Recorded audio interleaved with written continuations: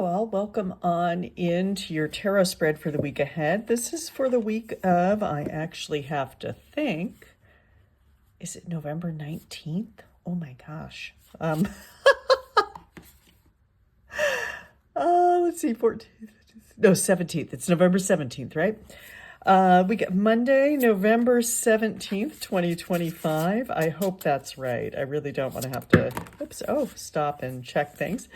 But that is where life, the energy of life feels like it is right now, right? I know we're in a Mercury retrograde, and I know, although I am not an astrologer, not really skilled or overly educated in that realm, I know that there is a lot of stuff going on astrologically this week, which might feel a little chaotic, a little uncomfortable, a little confusing. And so maybe I'm just feeling some of that. So I believe this is Monday, November 17th, 2025. And that's what I'm going with until proven otherwise. So this is our weekly reading. And again, because I don't feel like I've said this for a while, this is just a reading of the overall energy of the week, the overall vibes, if you will, or feeling, or things that might be coming up from us, cycles that we might be in. And if not all of it resonates with you, that's fine. In some cases, that might be great. That might be great if you don't feel all the feelings, so to speak.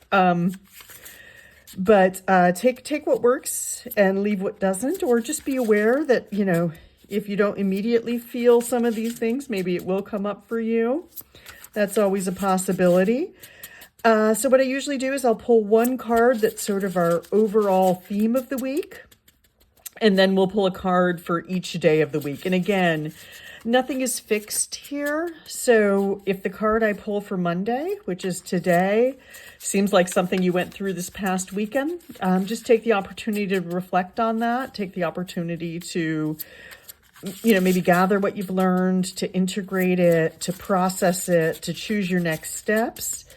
And if what I pull for early in the week seems like something that's more likely to come up at the end of the week, by all means, that's a possibility as well. So this week I am using the Biddy Tarot deck by Bridget Esselmont. And Biddy Tarot is sort of one of the old school, if you will, tarot websites. I don't think she was the first, but I know they were one of the very... Bridget Esselmont is wonderful, and she's been at it for quite some time. It's a good resource for starting to learn tarot, for clear interpretations of card meanings if you're just beginning, or don't quite trust your intuition yet. And you should trust your intuition. That's how you get good at tarot. Well, not good. I mean, I shouldn't say good, but that's how you get more comfortable with tarot, is by trusting your intuition. And she's got a lot of really great resources and is an incredibly skilled practitioner and guide through the world of tarot. So we are using her deck this week. I love this purple, the shiny purple and the purple backing. It's a great color. And the art imagery is sort of I'll say a modernized version, or maybe a more figurative version of the traditional Smith Rider-Waite tarot. And so first, we do have our first card already popping up. And again, if nothing pops up, I like to read the jumpers because I feel like those are the ones that we need to hear. But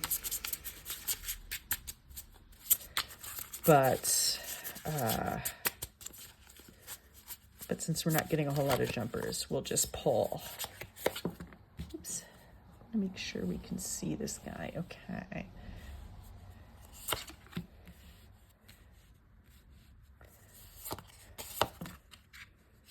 Oh, okay. This is interesting, everyone.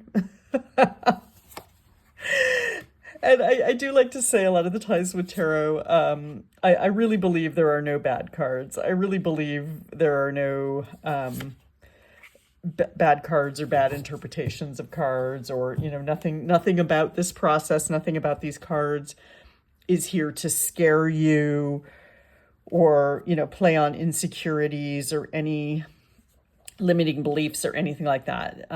Tarot is for you, not to you, I've heard it said. So let's dive into it. Let's see what we've got for us this week.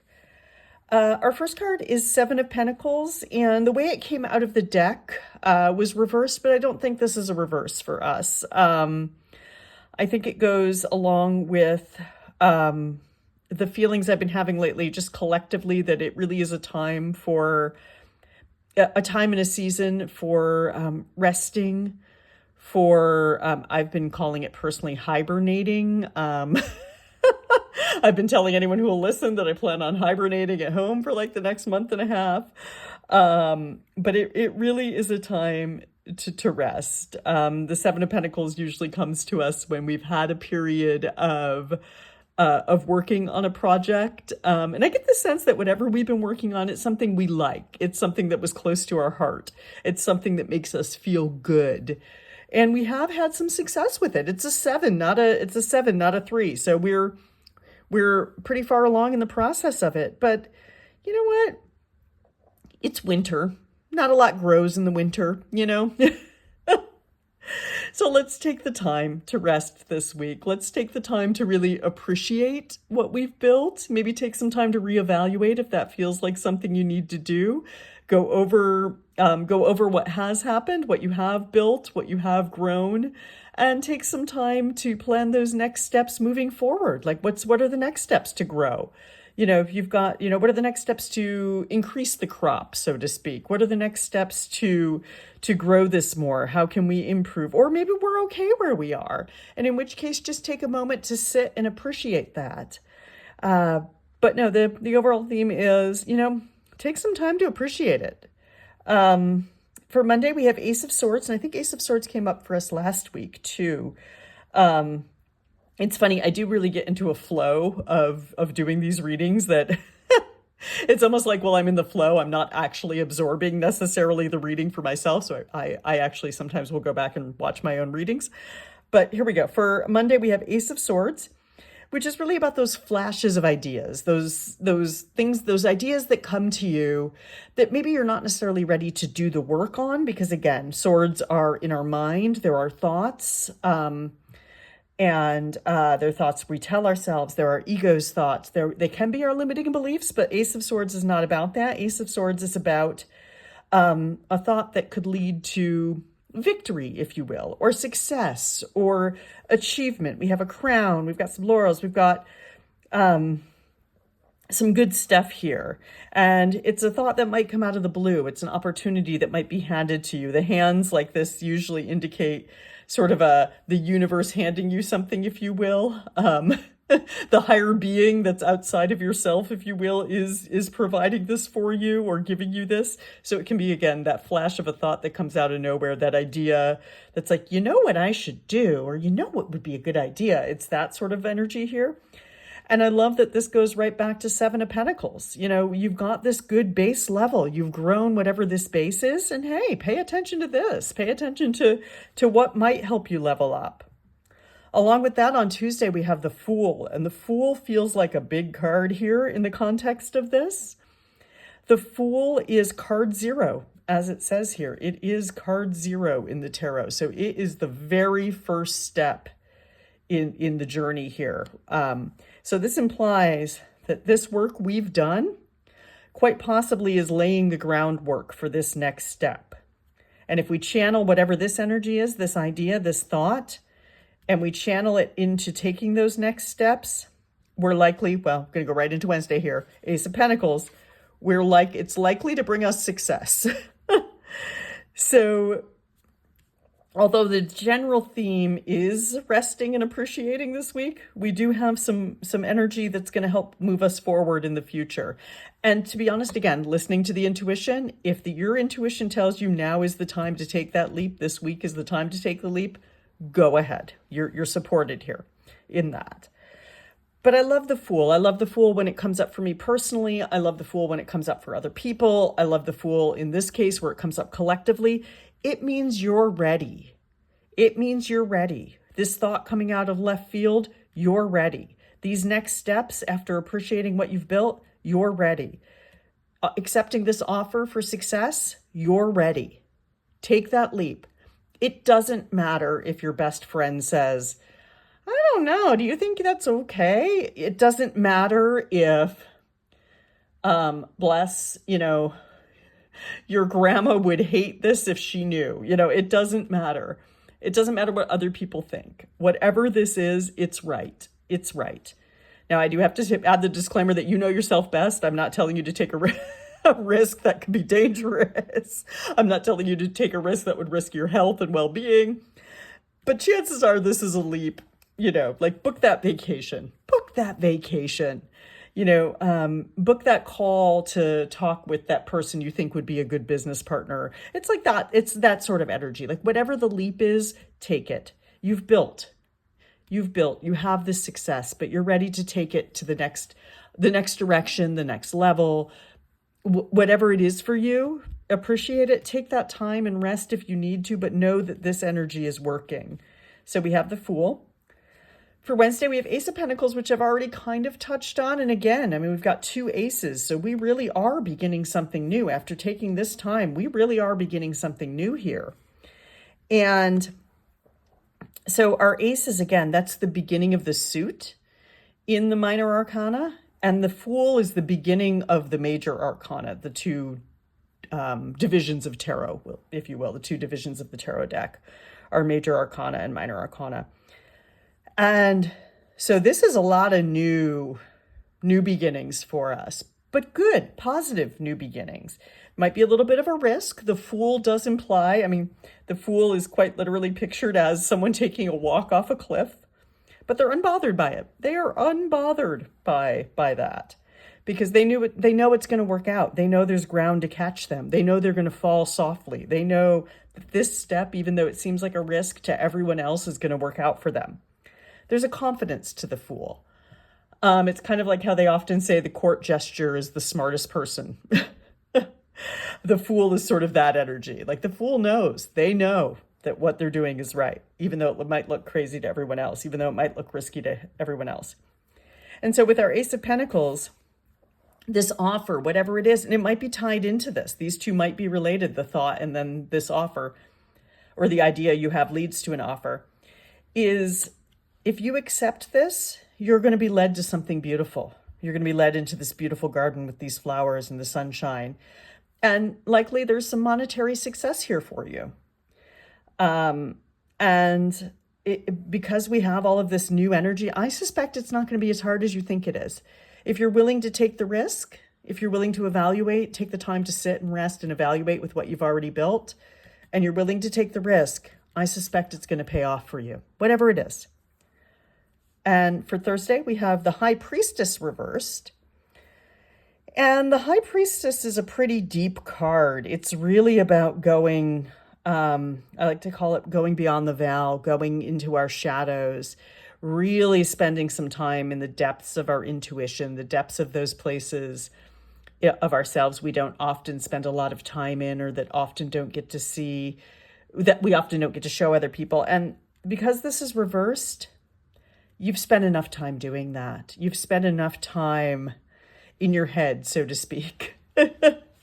And again, we have all of these forward moving cards, all of this big, take that risk, take that leap, start something new energy. So the High Priestess reversed is get out of this space. Like, that's the best way I can say it. It's not a bad space to be in. It implies you've probably been doing a lot of self-reflection and integration and really listening to the intuition. And maybe that's brought this sort of revelation to you, this idea, this Ace of Swords. It's got that's there, but now is the time to actually act on it. Now is the time to get out of your head, get out of that evaluation, stop going around in these emotional mental circles, and actually act on it. Take this time for this real rest, not this mulling over inactivity. Two of Swords for uh, Friday, sorry. It really is Mercury retrograde, isn't it? So Two of Swords for Friday. There are a couple of ways this card can go. For me, when I pull it for myself, it's often that I need to shut out the world, create some boundaries, turn off the phone, and take some time. But another more traditional interpretation of it is that you're at a crossroads. You might be in a moment of indecision or needing to make a choice. And I feel like that's more our collective energy this week, is that with all of this happening, we're going to need to make a choice. There's going to be a decision. There's going to be a crossroads you come to. And it might just be a crossroads of you can choose not to take the leap and go how you're going, which would be sort of rejecting all of this good. Or you can take the leap and go in that direction, which might seem a little riskier or scarier or uncomfortable at first, but it has the potential to bring real blessings. And again, I think there is something here about this Two of Swords.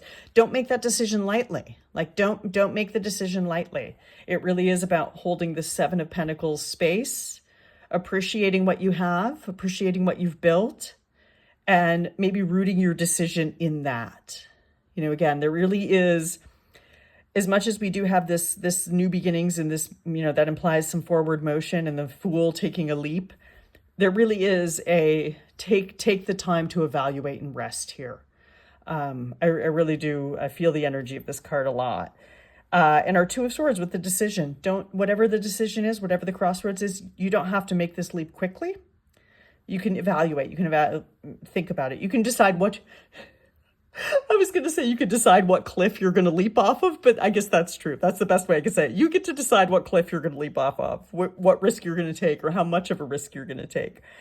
And Two of Swords invites you, maybe do take that time to be quiet, turn off the phone and really think about that decision. For Saturday, we have Three of Wands reversed. Three of Wands I've seen as sort of a ships come in card. Usually they'll say traditionally it's about having everything planned out. Again, beginning a journey, having what you want come to you, but this is reversed. And I think the reversal of it is, again, really taking the time to make sure this plan is going to work for you. Really making sure making sure that you do have everything in a row to make this leap. Making sure that these sort of things, that you do have the plans to accept this, to accept maybe it's a new job, maybe it's I don't know, maybe you win the lottery, but to make you sure that you have the plans set. Don't rush into these plans. Don't rush. So again, it's there. It's all there. It's all there for us. We just don't rush. And to be honest, I honestly didn't realize that we have Knight of Pentacles here, which is a knight. So the knights in tarot are usually about forward motion, moving. Most of the knights are shown charging on a horse, or at least the horse is in motion in some way. And Knight of Pentacles, as you can see, his horse is most clearly standing still. But he is holding his pentacle, and he does have a destination over here, over the hill. And so again, along with Three of Wands of not rushing, making sure the plan's in place, not rushing into it. The ship's going to come in, but we can't rush it. Knight of Pentacles really is not rushing. He's not rushing. It is a card of knowing you've got everything. You have all the tools you need for your journey. You're going to get there. Just take it slow and steady. Take it slow and steady. Maybe this leap is more of a step as opposed to a running leap off the... They were just stepping off the cliff. We're not actually leaping. Maybe we're slowly climbing down the mountain instead of leaping. So Knight of Pentacles Sunday is really, we're taking some energy, we're taking some time to make sure, slow and steady for this week. Maybe that actually just is the theme of the week in general, slow and steady. Got some new potentially exciting things happening with this. This is a big, strong new beginnings energy for the beginning of the week. You don't have to overthink it anymore. You've spent enough time, whatever this is, whatever these thoughts and this processing is happening deep in there. it's time to sort of start to release that because we're ready to move beyond it. Take the time. Both of these cards here are Three of Wands reversed and our Two of Swords. Take the time to really make sure the plan is right. Take the time to evaluate the choices you have. Take some time to, like I said, I mean, I really do think take some time to be quiet and go inward and really make the decision that resonates best with you. And just know that it is happening, but it might not happen as quick as you'd like it to. And that is our tarot reading for the week of November 17th, 2025. I appreciate all of you who watch every week. Even if I don't know who you are, I really do appreciate it. I appreciate the likes, the views, all of that. And again, any comments, questions, concerns, any other interpretations of the cards that maybe I haven't thought of or mentioned, please feel free to comment. And I will get back to you.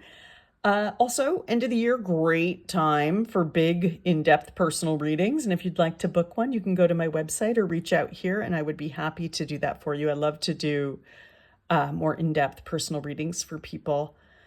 And yeah, enjoy this week. Enjoy resting and enjoy all these new blessings that are coming to you. Feel free to let me know what they are. If any of this pans out for you, please let me know. And I will see you next week.